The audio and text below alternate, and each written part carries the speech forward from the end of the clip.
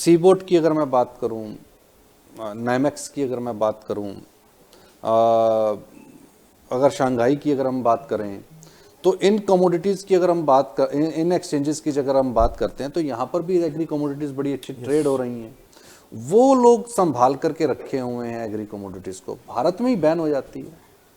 देखिए वहाँ अगर आप देखेंगे तो वहाँ पे प्रॉपर जो रिस्क मैनेजमेंट है वो वहाँ पर होता वहाँ है तो अंडा इंडिया तक के। वहाँ तो अंडा तक ट्रेड होता देखिए है। अंडा तक ट्रेड होता है इंडिया के अंदर भी, अगर आप देखेंगे बहुत सारी कमोडिटीज थी, but due to some cartelization जो हमने देखा जो स्टार्टिंग में हुए, उसके से काफ़ी कमोडिटी बैन हो गई। और कहीं ना कहीं देखिए इंडिया एक एग्रीकल्चर जो है कंट्री है, तो यहाँ पर एग्रीकल्चर इज बहुत सेंसिटिव माना जाता है। प्राइस फ्लक्चुएशंस होते हैं तो टोटल इसका इफेक्ट इन्फ्लेशन के ऊपर आता हुआ दिखता है। तो इन्फ्लेशन को कंट्रोल करना भी बहुत जरूरी है, जो कि सरकार उसको करती है। तो सरकार को लगता है कि अगर इन्फ्लेशन बढ़ रहा है किसी कमोडिटी की वजह से या किसी चीज़ की वजह से, बहुत इरेशनल प्राइस मूव हो गए हैं, तो सरकार उसको कंट्रोल भी करती है। तो देखिए हर लेवल पर आदमी अपना अपना काम कर रहा है, रेगुलेटर अपना काम कर रहा है, सरकार अपना काम कर रही है, ट्रेडर अपना काम कर रहा है, एसोसिएशन अपना काम कर रही है, फिजिकल मंडीज अपना काम कर रही है। बेसिक यही है कि एक प्राइस डिस्कवरी हो और एक रोबस्ट सिस्टम मिले। सबक क्या लेना चाहिए कमोडिटी एक्सचेंजेस और कमोडिटी बाजार से?